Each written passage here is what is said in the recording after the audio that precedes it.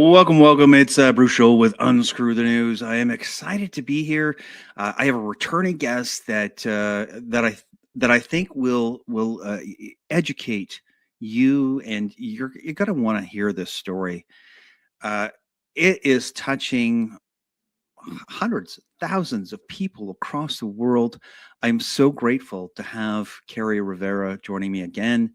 It has been, I think it's been about 2 years since the first time. So this is number two that she's going to be joining me, and currently we are hoping that Michelle Herman with SnootSpray will join us. But if she doesn't, we're going to have a fantastic, rousing conversation with Kerri Rivera, trying to keep the lights on and trying to keep the world educated and trying to get the truth out there.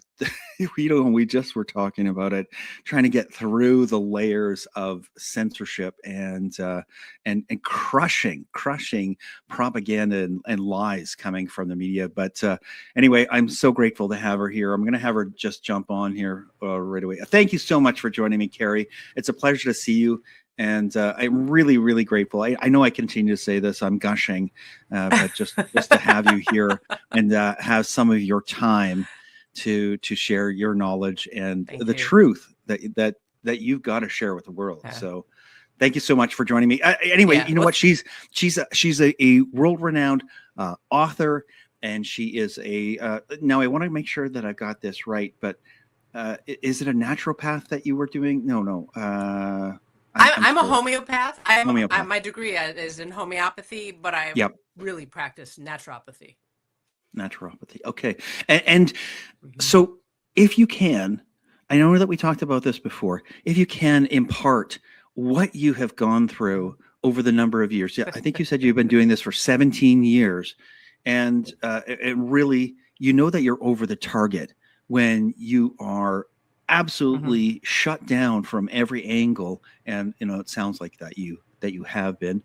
I know that when I see what you're up to, you're obviously facing the demons that are coming after you. So anyway, if you can impart a little bit about what you've been up to.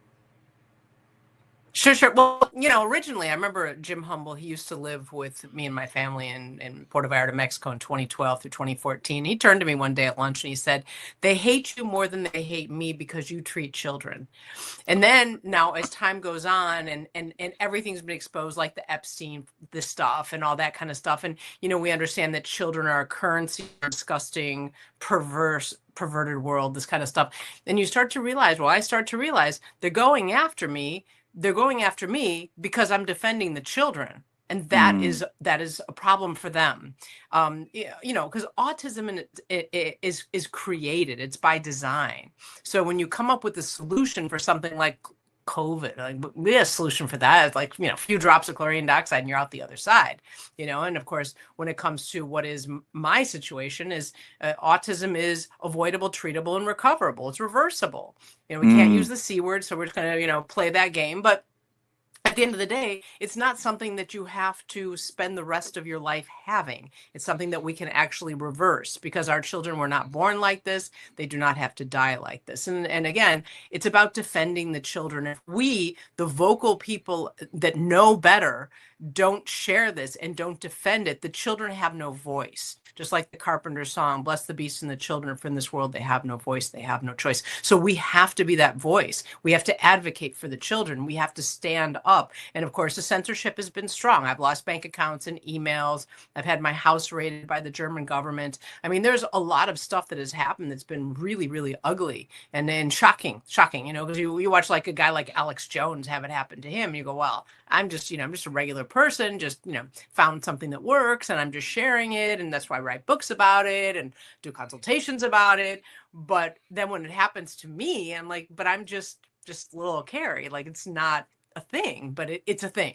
It's a thing. And then, of course, now I'm understanding, now that we're in 2026, I'm understanding much better. Hey, Michelle, I'm understanding much better what they're doing. They're going after our children. And of course, if we don't advocate and we don't stand up for the children on every level, it doesn't matter if they're children that have been abducted. It doesn't matter if they're children that have lost their futures to this term autism or vaccine injury, for example. We have to stand up because the future generations need this. They need us to stand up. And of course, the children today that are affected, whether it is, being trafficked or whether it is autism or any other thing, we have to be about this. And I really appreciate Michelle Herman, this woman. I can't tell you how much I appreciate, not to blow sunshine, but I appreciate her so much. She doesn't have children. She has no skin in the game. She just wants to see this message go forward. And for that, I'm like eternally grateful. She is our weaver. She is the one that brings together all of us, because there's a lot of different people in this autism, in this chlorine dioxide MMS movement.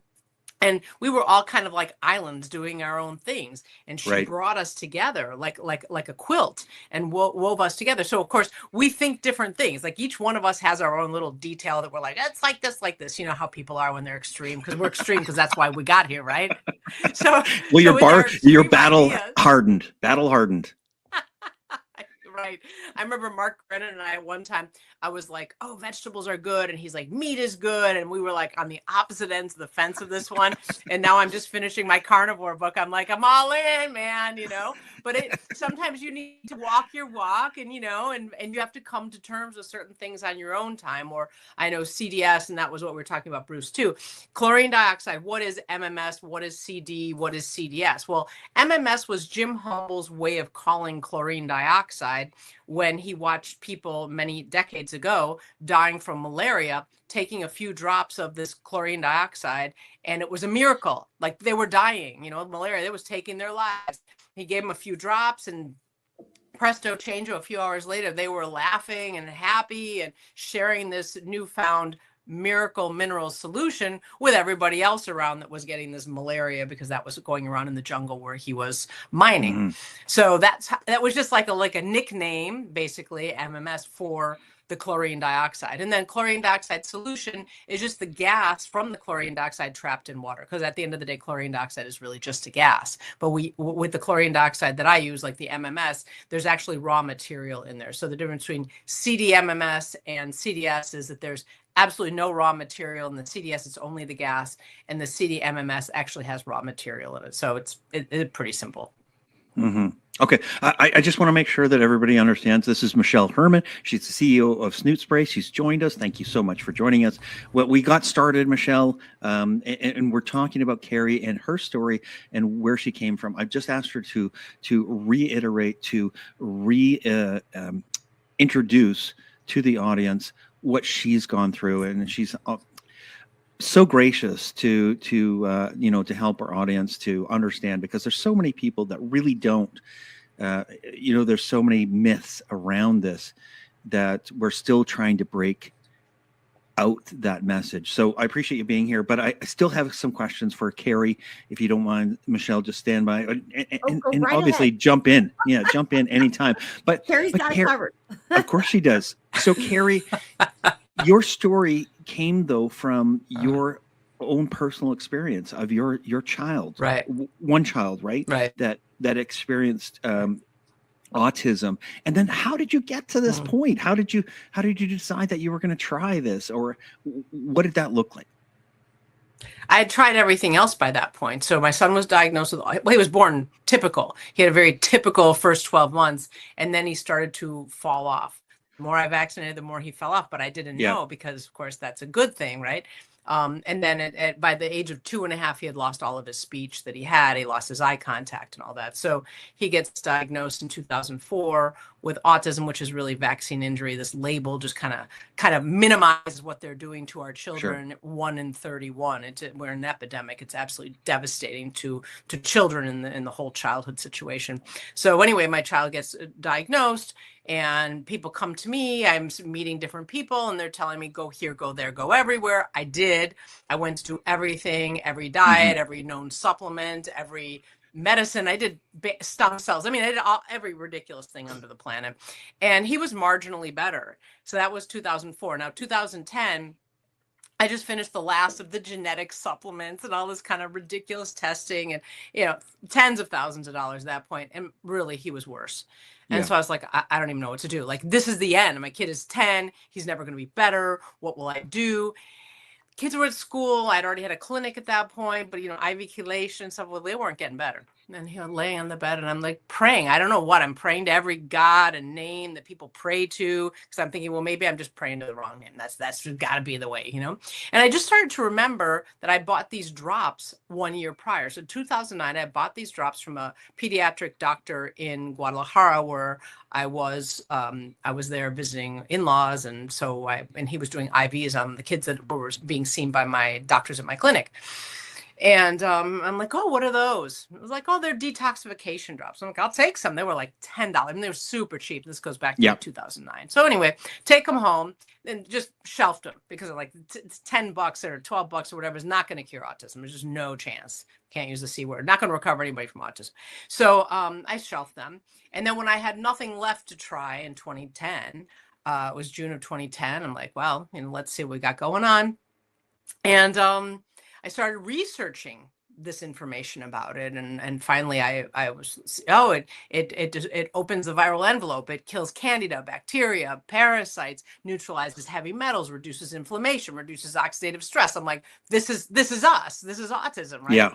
And but there's nothing about autism, nothing about ADD, there's nothing about children. And then, of course, this is back when these were actual search engines that are now, they're all just propaganda tools. But they used to actually be. But it was really positive. There's a lot of positive information. There was nothing negative. There was not like, like none of that existed in 2010. Well, there was no Kerri Rivera before that point. There was not. So, of course, the target. I'm right. Yes. I got him going. Got him moving along. Come on, boys, let's go. So the father of my child, he was my husband at the time. He was not willing to listen to anything more. He was done with diets. He was done with paying for all these treatments. He was done with all that stuff, which, hindsight, understandable. I'm like, yeah, probably. Yeah. Understandable. Anyway, we don't like him. But anyway, so fast forward. He doesn't want to hear about this stuff. I'm like, but I'm reading about this stuff and he doesn't want to hear about it. I'm like, okay.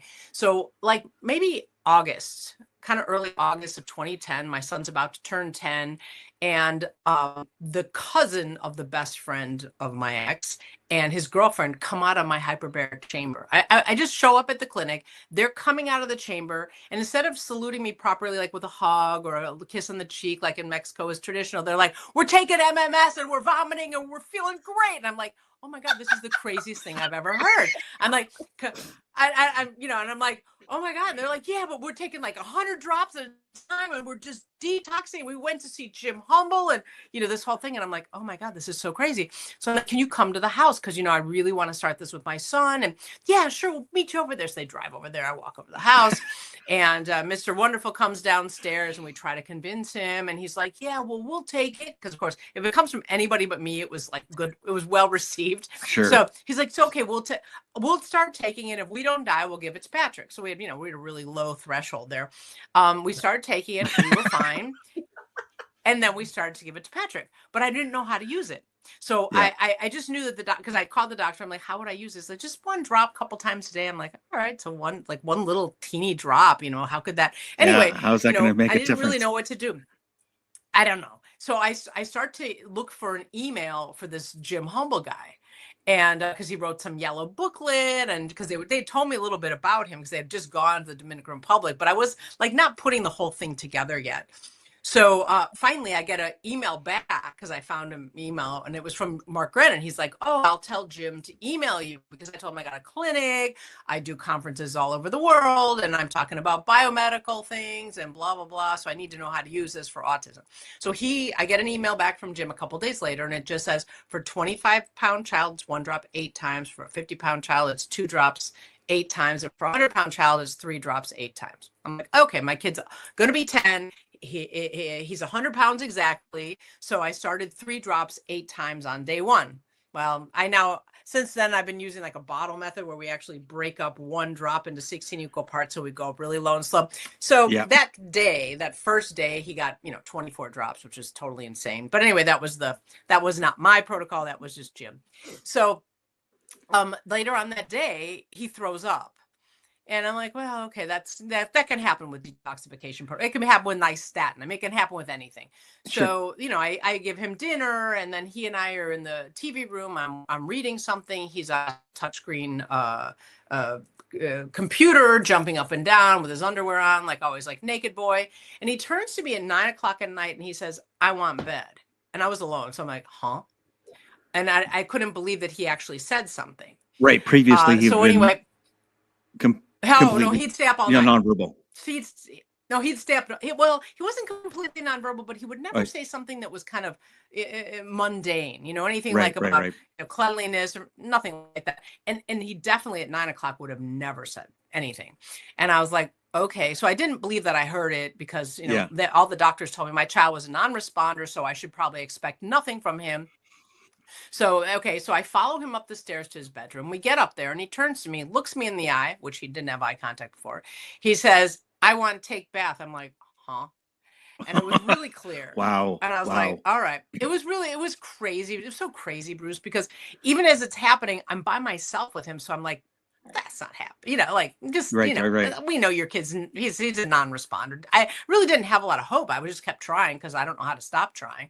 And so then he's having a bath and he's got his sponge and he's like happy and just enjoying himself, but not like this manic, like candida happy, weird stuff. He was like really enjoying it. And then when I was drying him off, I peeled the towel back and his eyes met my eyes and he was smiling back at me without this veil of autism that used to be between us.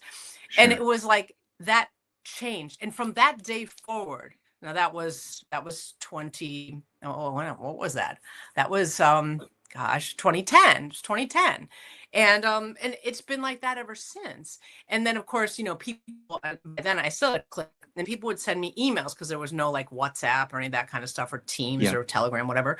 And they would send me emails and I would get dozens of emails every single day, if not more. And people started coming from all over the world, like from Venezuela and from Spain and from Canada and from the United States. Like people were coming to the clinic. And then before the end of the first year, before the end of 2010, there were 4 kids that literally had lost their autism diagnosis in different countries. And it was like, I had heard that autism was treatable and reversible, but I had never known anybody to have that great experience and that, great blessing. And then by the time I had to meet Jim Humble. I had to thank him. So by February of 2011, I went to the Dominican Republic. I had 38 children recovered, and I had to say thank you and give a hug to this man who carried a really heavy burden.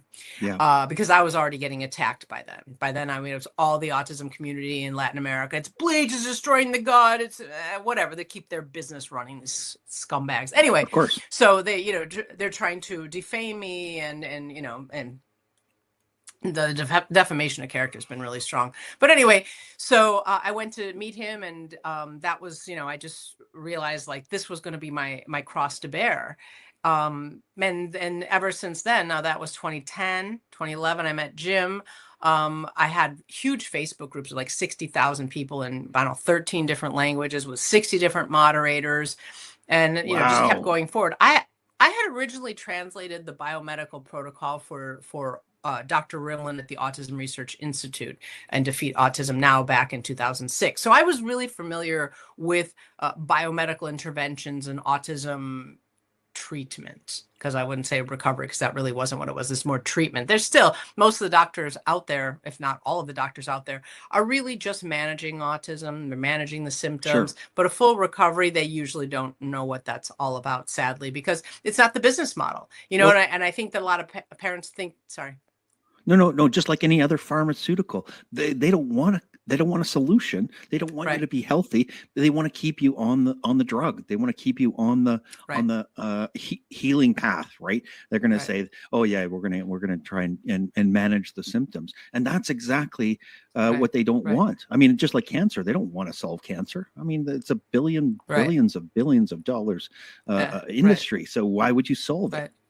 Anyway, go ahead. Sorry. No, but that's exactly the situation. And so, that nobody wants to hear it. And of course, these biomedical types are they're just like multiplying like weeds in the garden. And I just see kids over and over again. I had 2 new cases last week, and one of the children is 2.5 years old. I mean, he's so recoverable. He's so young. Mom's totally involved. Parents totally on board. And even he's verbal. He's, normal bowel movements. This kind of like he's got all the things to recover. And he was seeing one of these, big dollar doctors down in Florida. And I look at the protocol. It's like leucovorin, because who told us leucovorin's the thing. And then and you go through these ridiculous supplements that will never recover somebody. Could it make an improvement briefly? Sure. But I mean, fully recovering somebody from autism is kind of complex. And there's a lot of things to do, because, they'll say, oh, are you on the diet? What is the diet? The diet. Oh, you're off the wheat and dairy. Well, why are wheat and dairy a problem? Oh, they're a problem because they have glutamate. Well, what else has glutamate besides wheat and dairy? Like a plethora of other foods naturally having, like strawberries, for example. There's no chemical. I mean, excuse me, let me reverse that one. There's probably chemicals, but like it doesn't have any additives technically. You know what I mean? It's not like it's like it's a loaf of bread where they've got about like 10 different things in there. It's a strawberry, or it's a broccoli, or it's an almond, or whatever. So the diet is super important, but which diet, right? Yeah, so I've written several books on diet. I did the keto diet for autism about 11 years ago. I wrote the low glutamate diet, which is the most important, I think, for autism today, because you got to get the glutamates out. So it's not just the wheat and dairy. I have so many people like, oh, I've been on the diet for 10 years. My kid's barely improved. Well, because your kid's like just stogging out on all the high glutamate foods, even though they're healthy. What does healthy mean? We all think broccoli and strawberries are healthy, for example, just a bad example, but both of them are really high glutamate foods. So if you have a leaky gut, that glutamate's going to get through those leaky junctions, and it's going to get in the bloodstream. It's going to go to the brain, and it's going to cause inflammation in the brain. And of course, there's excitotoxicity in the brain. Oh, thank you, my books. Thank you so much. Plugging away. But these are the things that people need to get a hold of. And of course, I do consultations, which I think is really important, especially like I think to myself, if I could have done it, like if there was a Kerri Rivera and my kid was 3, oh my gosh, I would just be like on her front door, just like, please help me with my kid, because there was nothing like that. There was really nobody with thousands of children recovered, and protocols and books, and, trying to stay relevant out there, trying to get the parents who really want to find me. And some of the parents, like, I saw so many bad things about you on the internet. It had to be good. Like, oh, that's beautiful. When people start to understand, right? When people start to understand they're talking bad about you, it's you're the demon, so of course you've got to be the answer. The bleach queen, it's is that what they call you? Is that what they call you? Yeah, some of those trolls out there. I don't know. I mean, the trolls continue. I just pay no mind to people who are trying to derail autism recovery and children getting their lives back and families getting their children back. I do not embrace this. This is not this amber indigo child or whatever these insane things that they call it. This is not just about thinking differently. This is not a trans issue or any of those kind of issues. This is literally a child who is healthy. We vaccinate, medicate with antibiotics, all this kind of stuff, and then all of a sudden our happy, wonderful, happy, battling, chatting child goes into this nonverbal crying, hitting, screaming, not sleeping, diarrhea, constipation. Like they physically change in every way, and you can even measure that on a lab. If you're a lab test, I'm not a lab person, but if you're into labs, then you can see it even there. So we have to understand that this is something that's happening, and I even think, stop calling it autism. Like, why are we even calling this autism? It gives the big pharma an out. They don't have to respond to it. It's like, oh, they're autistic. Well, they're actually vaccine injured. Let's call a spade a spade. Our children are vaccine injured. And that means if you can create the disease, you can reverse it. I'm not going to use the C word again. You can reverse 100%. It. And because we know where it comes from. If we didn't know where it comes from, it's like this thing that came from, Mars, it'd be totally different, but it doesn't. It's something that's actually coming right now. And it's every single country on earth, just like how they masked up the planet. That's why people are like, oh, who controls the world? Whoever got everybody to wear a mask, that's the one that controls the world, or the CDC or the WHO. 1 in 31 children with autism. These numbers don't really vary all that much from country to country. So we Hmm. definitely have an epidemic. It's a worldwide epidemic. And, people are so concerned about nuclear war, what's happening with the politics of the world. We're about to lose humanity because right now, children with autism do not procreate. Sure. And once we have, as Dr. Stephanie Sena from MIT said about 10, 11 years ago at Autism One, she said, based on the numbers that she ran, if we continue going like we're going, by 2031, 2032, every other child born will be diagnosed with autism in their Wow. lifetime. Remember, children are not born with it, they get it. Yeah. So this number means that we can't sustain humanity. And if we can't sustain humanity, we're gone in a couple generations. It's not going to be that long.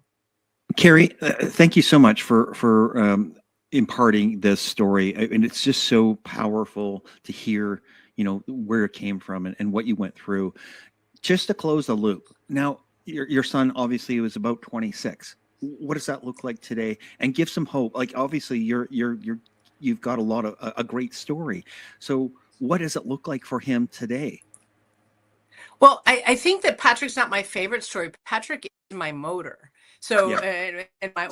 and his brother believes that too. That Patrick, if it wasn't for Patrick, I would have gone back to tennis years ago. If he had Sure. not, if he had recovered, if he was, not, if I didn't have to concern myself with anything in the future, he was on his own, he was doing great, everything's fine. So Patrick is my motor, and that really is what holds me. It holds me to my craft. It always just makes me search to do better, and that's from the children who are 1 year old to the children who are in their 40s, because I work with people across the age range. Patrick has a great life. His brother and I are in his life. He has a fabulous, I'll say, stepfather. He has a very full life. He is safe. He doesn't have risk of, I don't let anything in his potential environment to harm him in any way, shape, or form. He's happy. He's smiling. He's able to communicate in 3 languages. Oh man. He has like the normal bowels. He sleeps through the night. He, has communication skills. He can write. He can make decisions on things. So there's a lot of things with Patrick that's really good. Now, the exciting story is he has led thousands to recover, led me to help thousands to recover, and then tens of thousands to improve and have improved lives, to the point of, like, I have one child that he's 26, 25, 26 in Ireland. And this is a child who was basically nonverbal about 4 years ago. He's verbal. He reads books. He chooses what he wants, where he wants to travel with his family. So their vacations are based on like his desires to know different parts. He has come to a point where he's almost, with a recovery that's something really meaningful, and so there is no level that you can't reach, and there is no age that can't be benefited. But of course, the typical age for recovery is between like 2 and 16. That's where I've seen the majority of the recoveries. But full recovery is one thing. And then, of course, improved, like to the point where you're as healthy as you're going to be, because there can actually be certain areas that were damaged in the brain that aren't even fixable with, stem cells or hyperbarics or any of these kind of things. But you can get to a level where that person is very independent in a lot of ways. And of course, the full recoveries are completely independent. Like, I've got a kid at the University of Miami, his second year. I have another kid that's graduated university, and I have one that's graduated from high school. And so, like, there's like all across the board. Of course, a lot of little ones too that are. I had one girl. Just some of the families actually stay in touch with, and one of the girls, she just got her driver's license about a month ago. So it's like, oh my god! And of course, I like got so excited, so I private messaged the parents, and the parents are like, Kerri, we were just talking about this. Like, if it wasn't for us knowing you, this would not have been possible, and it wouldn't have been possible. Right. The directions that these people are going are with these biomed, managers of autism. Yeah. Okay. So I know when I was doing some research on your books, you would talk about how many healed children or people that you would sort of accentuate that in the book or in.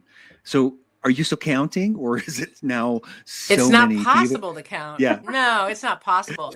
It's not possible. The books, that was the early days when it was countable. But now we started putting out parent guides in every language, and so they just were just passed around freely. And I know I would see like videos of people like, oh, thank you, Kerri Rivera, people I don't even know, from like some country I've never been to, and they're thanking me, and it's really nice. It's really sweet. So these are out there, and I know that there's people like somebody from, I don't even know where, somewhere in Asia, like, oh, my friend got your book and they recovered their kid and they sent me to you. And, I'm like, don't even know that person. They're from like some other part of the world. So it's pretty exciting that there's children everywhere. So they're in the thousands. I don't know how many thousands, but they're definitely in the thousands, tens of thousands. I think if there were tens of thousands, it would be more prevalent that we'd hear more about it. But even so, we're going in the right direction.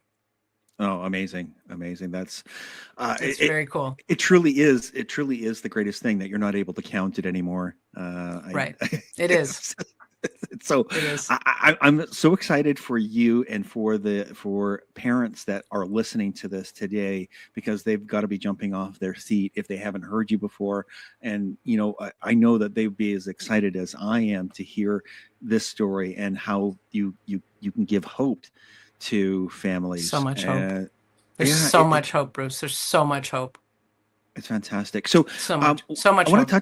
I want to touch on something and bring Michelle into the conversation, because you touched on some of the benefits, some of the things that chlorine dioxide, or MMS, helps to relieve the body of. And one of the things that I was very excited about the last time I talked to Michelle was about clearing the heavy metals. To me, that's always been, I know in the back of my mind, I'm like, okay, I got to get rid of the heavy metals. I got to get rid of, they talk about graphene oxide, how it's come into all of our systems, whether you took the shot or whether you didn't take the shot, because they now have got it in the food, and they've got it in the dental implants, and they got it in everything now. Michelle, do you mind talking about that a little bit with SnootSpray and what you're seeing as far as that's concerned? Yeah, sure. I think it's so interesting what's happening here. And even with chlorine dioxide, I think I mentioned when we talked last time, when I first got involved, which was 2009, 2010, and ironically, we actually launched Snoot May of 2010. So it's weird that Kerri's, we were like kind of at the same time, coming into this realization of chlorine dioxide. But I really didn't understand, you read all about it, but you don't really understand what that, it's like on paper until you see it or you hear it personally. It's hard to really understand the ramifications of what this really means. And, I didn't understand the power of SnootSpray, the power of chlorine dioxide the way I do now. And in a large part, it's from Kerry, from this network that we've kind of assembled. Mark Grennan, David Oates, Pierre Corey's done an incredible job. And as we start to learn more about what it does, and I start to really make these connections, one of the things that, again, the heavy metals, the glyphosate, the atrazine, all these things that we're being bombarded with, whether it's through, direct injection from the vaccines, whether it's from the air, the water, the clothing, the textiles, things that we're breathing all the time.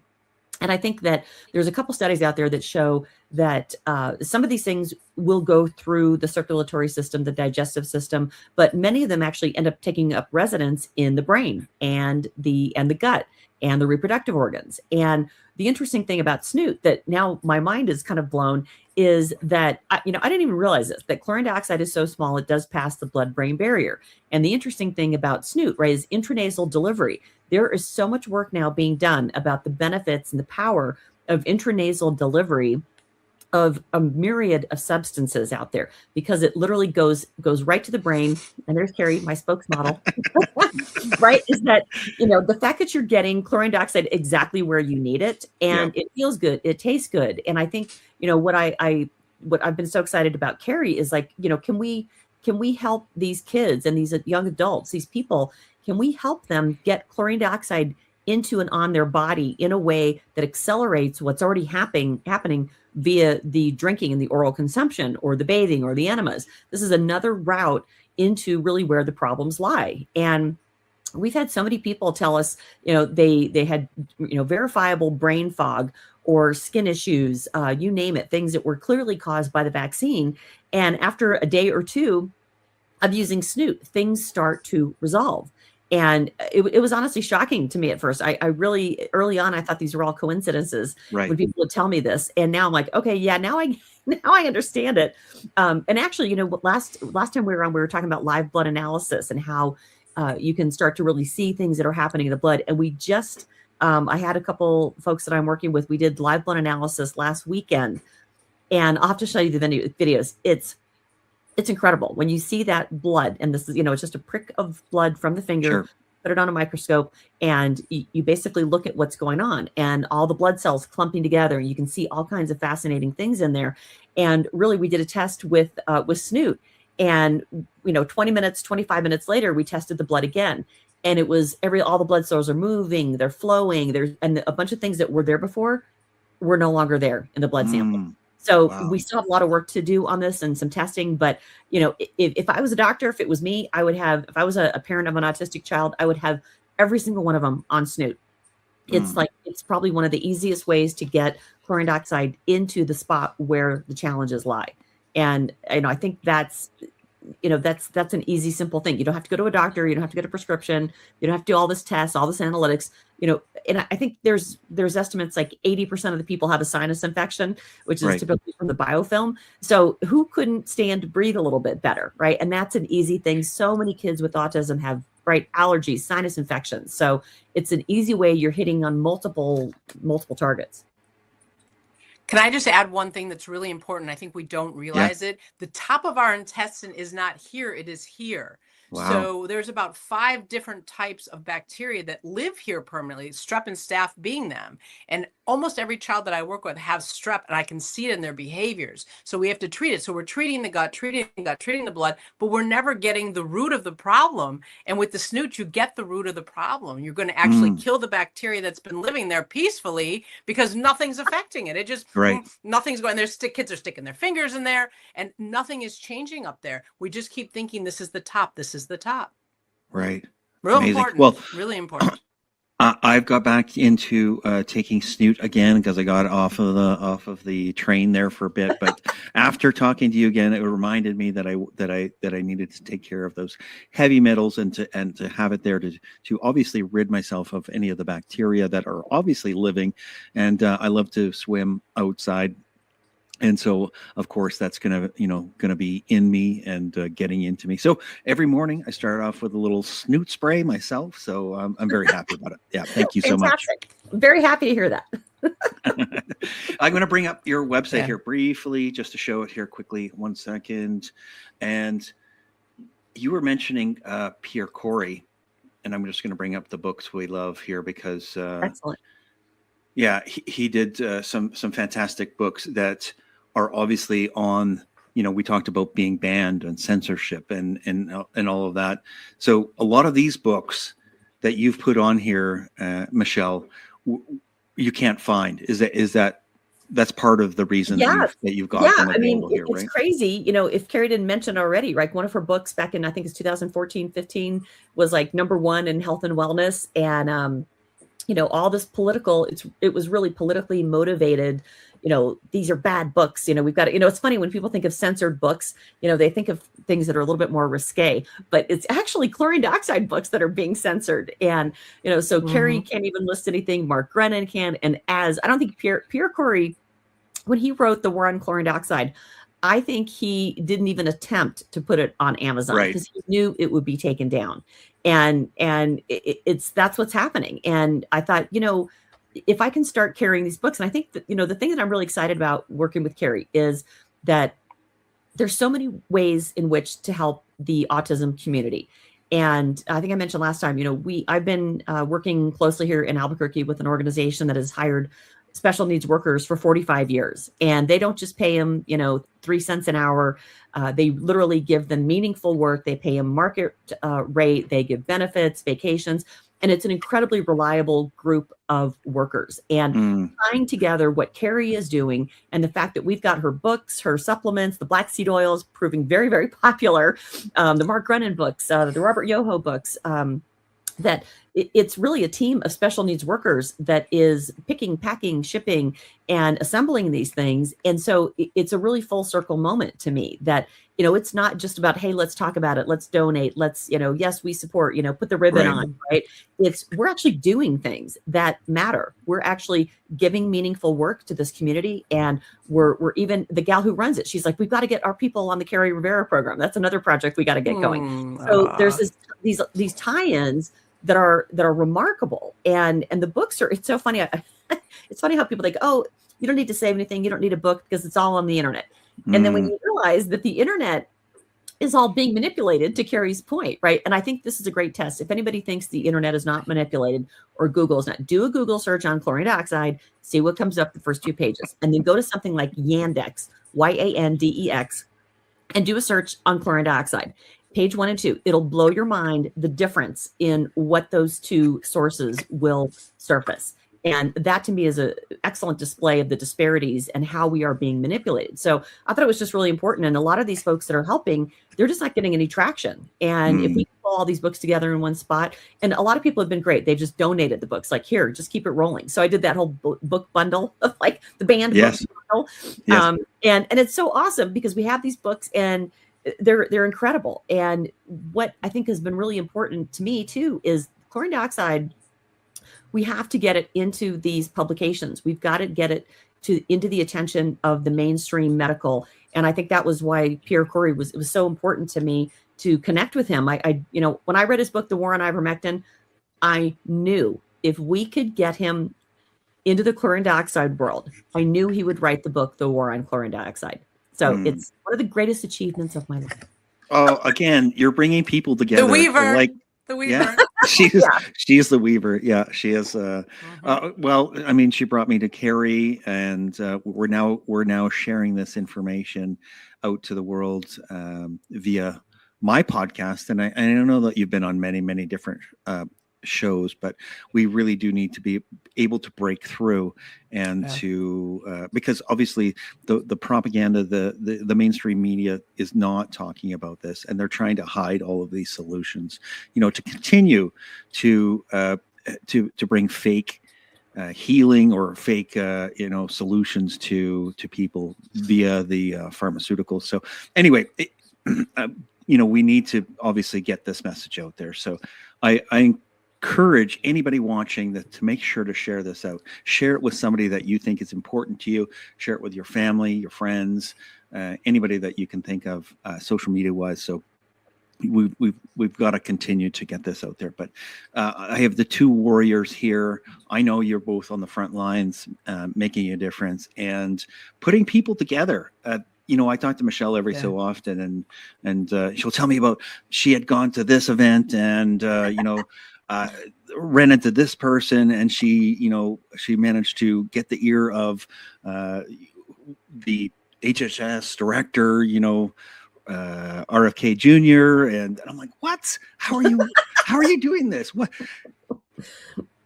Oh, yeah, I hate to say it, but the chlorine dioxide movement needed a salesperson, and that's really what I am. I've been in sales and business development my entire life, and it's to me it's just the natural thing. It's like you can hit a bunch of people. You got to hit it from all angles, right? You've got to talk to the people in your world, but really identifying the key players that if you can get their attention and get some of their focus, that's where real change comes about.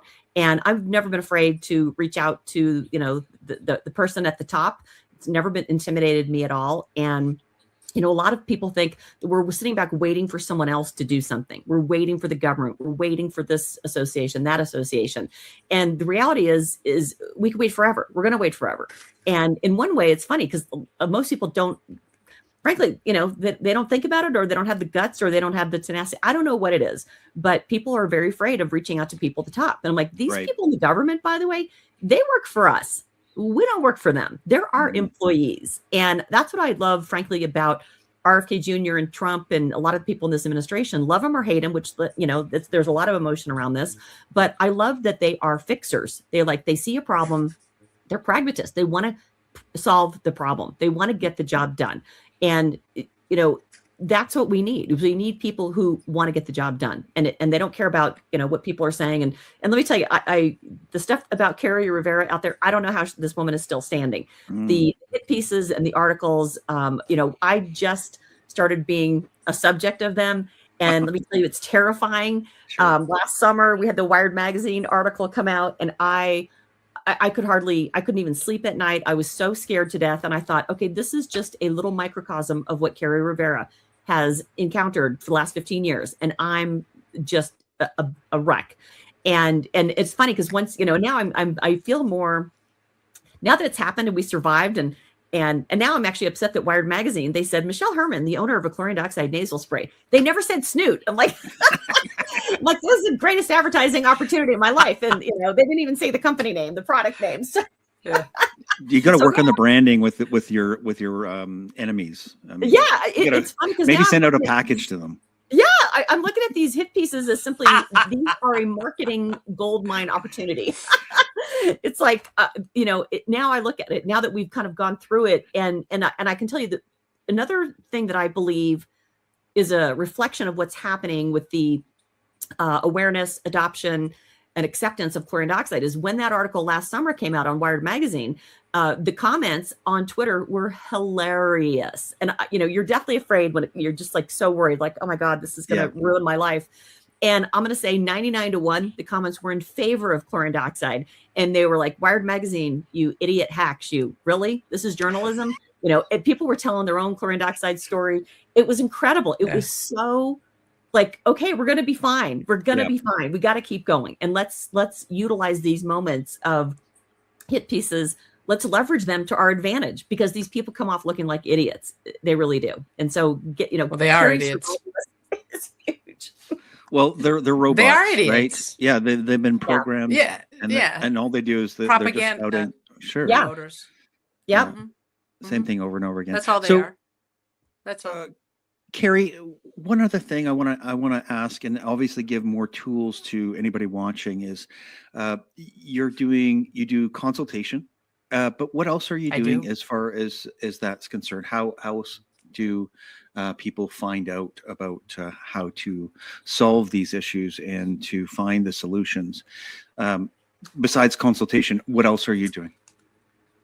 Well, I write books, and I try to update the books at least once a year so that they're having the most up-to-date protocol. So my last book came out at the beginning of December, and right now I'm starting to write the one for the coming up. I think fall, maybe early. I think fall. It'll be coming out, I think, in the fall.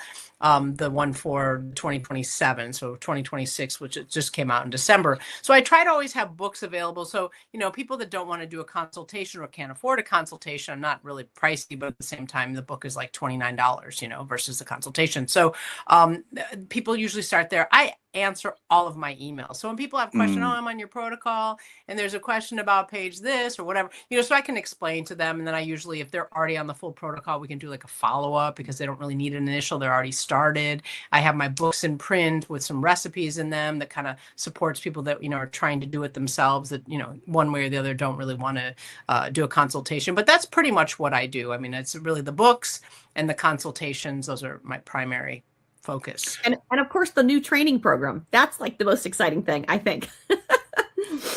We just launched that 2, 3, 4 weeks ago. Now it's been now almost a month. And I think, this is, we need more Kerri Riveras. We need an army of Kerri Riveras. Yes. Until we have that, we've got to get her message out, get her connected to more parents, more caretakers, people in the autistic community. And we found this fabulous gal, Anne-Marie Michaels, she herself has been the subject of incredible censorship, and she understands how to kind of get past the censors and help us get this message out there. So, what Kerri's doing is incredible. And Kerri, you should talk about you're so shy and modest. You got to talk about this training program. I actually, it's kind of out of sight, out of mind, because I'm finishing a book right now. Like right now, we just have the covers are done, and now we just got to get the numbers. So I'm really focused on the book right now. So and then of course the other book I already have the file. So I'm really working on these books right now. But the course, it was very interesting because these courses are kind of a way for people to find the information without having that kind of well, I don't know what you would say it would be, but like something negative to do with chlorine dioxide, or even my name, for example. So the course is really nice because people can watch my videos there and they get the information, they could be cooking dinner or folding clothes or doing something else. And I'm just talking away. And then, of course, we have every second week, I do a live Q&A for about 30 minutes to an hour with the people that are already in the course. So they have direct access to me.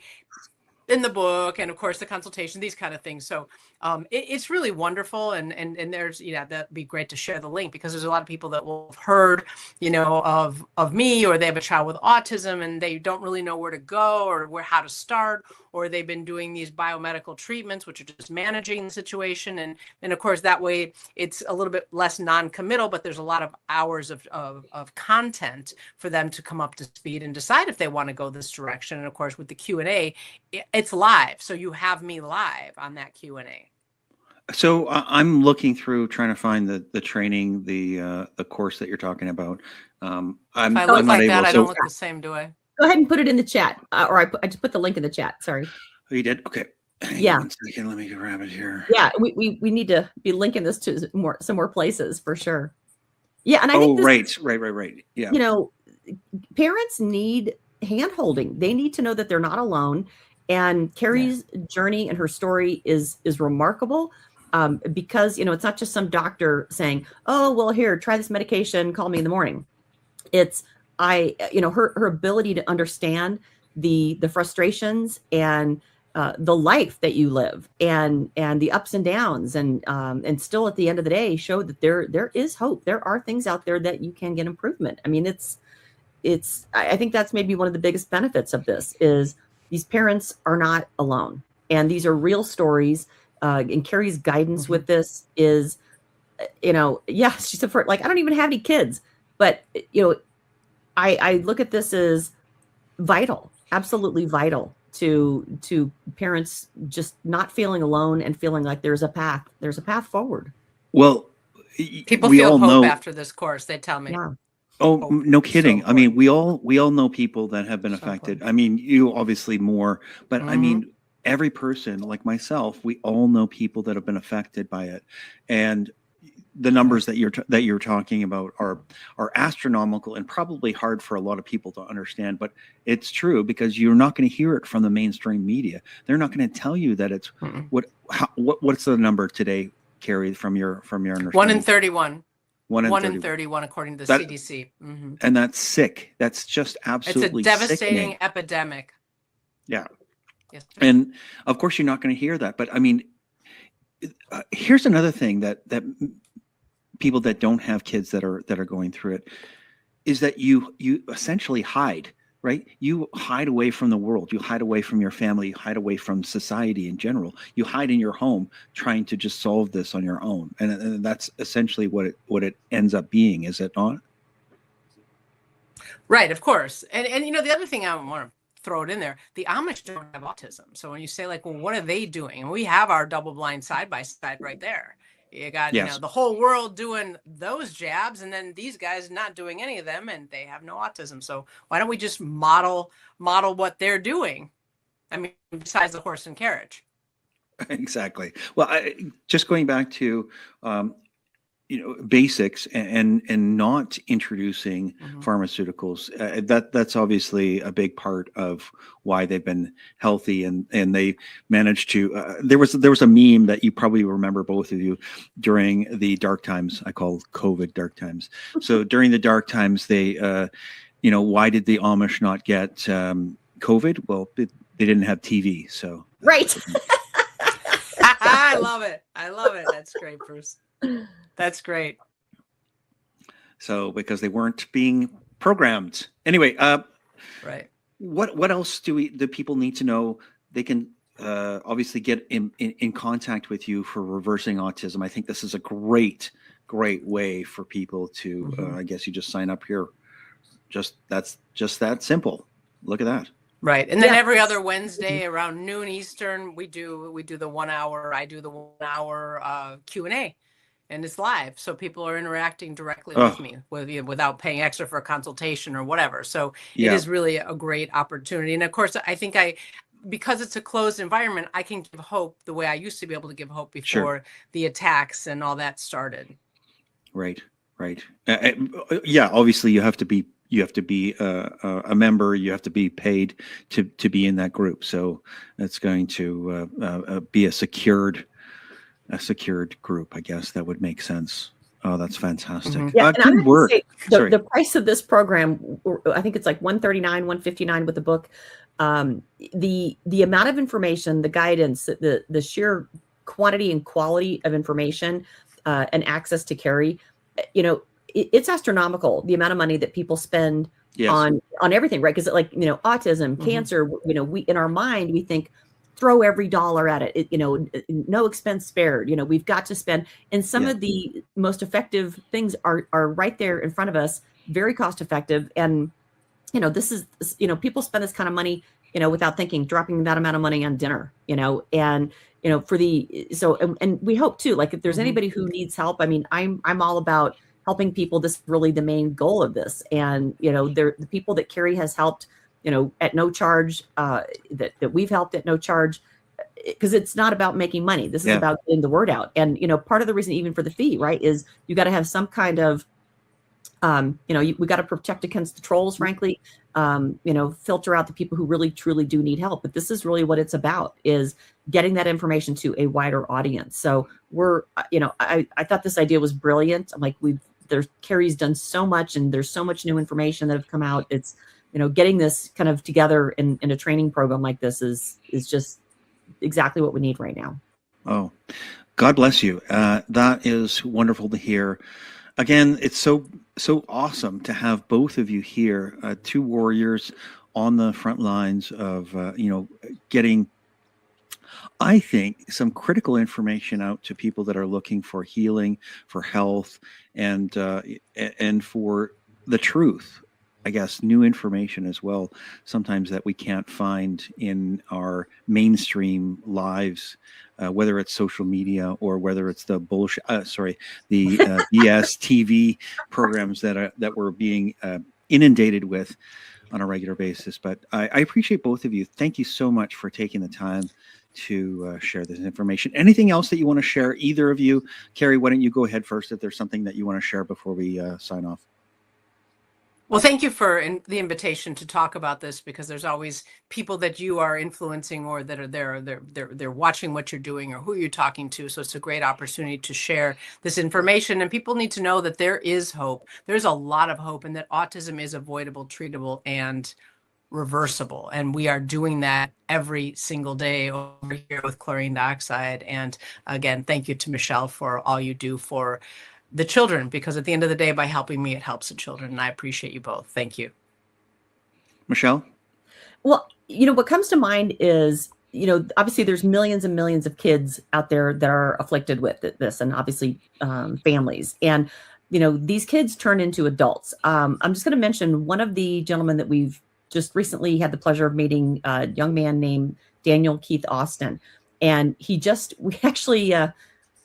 one of the high functioning autistic children who grew into an adult, and he's incredibly talented, he's incredibly smart, and he's got this amazing life that he's leading, yet he's really bound by the shackles of our disability system. And we encouraged him to start writing his story on Substack, because it's one of the few places that is not censored. And right now, there's a lot of connection there to people. You can literally comment and reach out to some of these, high profile players like, Dr. Robert Yoho, Steve Kirsch, Pierre Corey, and they'll actually respond. And so we actually really encourage Daniel Keith Austin. I'll send a link to his Substack. Please do. Yeah. I would love to have you interview him. His insight into, because Kerri's perspective, the parent perspective is massive. And then when you can pull in the other layer and the other perspective of, here's someone who grew up like this and had, the story's tragic. 4 out of 6 children had autism, and it was all proven to be, of course, from childhood vaccines. And the younger 2 children had no vaccines, and they're totally fine. Wow. But to see how the world treats this population, how someone in it can navigate it, be successful really against all odds. And he's literally he wants to be independent, doing his own thing. And the crushing structure, right? It's like disability and Social Security, right? It's like, oh, if you make this much money, then sorry, you don't get Social Security. And trying to, it's either on or off. And here he's trying to go out there, make a living, do things. He wants to be independent. And he's an incredible writer. He started writing a children's book series, which we're now going to be carrying at SnootSpray.com. Yes. Their special needs team involved. And he's out there, so acting cool. And writing, screenplay, it's like, in one way, it's like, yeah, there's hope, but it's like these are real raw stories. And it's another way to, I think, tell another layer and another perspective of what happens after, these kids grow up.